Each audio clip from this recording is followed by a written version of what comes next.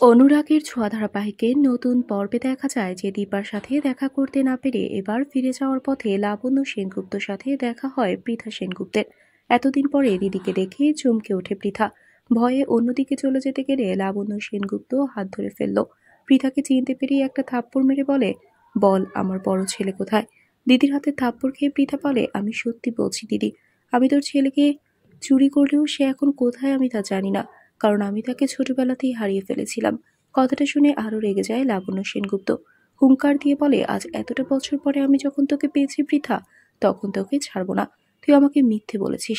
পৃথা বলে, না দিদি না, আমি মিথ্যে বলছি না। আমি তোকে শাস্তি দিতে নিজের অনেক বড় ক্ষতি করেছিলাম। আমি আজ আমার সন্তানদের থেকে অনেক অনেক দূরে। আমি এখন গৃহহীন এক মানুষ।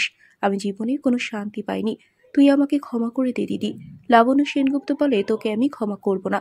এতক্ষণ সবকিছু আড়ালে দাঁড়িয়ে শুনেছে দীপা, তাই তো মনে মনে বলে, পৃথা ম্যাডামের সাথে মায়ের কি সম্পর্ক, আর মা কার কথা বলছে। আমি তো বুঝতেই পারছি না, আর ম্যাডাম কেন বারবার অর্জুনের সাথে দেখা করতে চাইছে। আমাকে সবটা জানতেই হবে। ঠিক সেই সময় অর্জুনও চলে এসেছে সেখানে। দীপাকে অন্যমনস্ক দেখে অবাক হয়ে যায় অর্জুন। জানতে চায় কি হয়েছে তার। তাহলে কি অর্জুনকে সবকিছু বলবে এবার দীপা? বন্ধুরা, তোমাদের কি মনে হয়?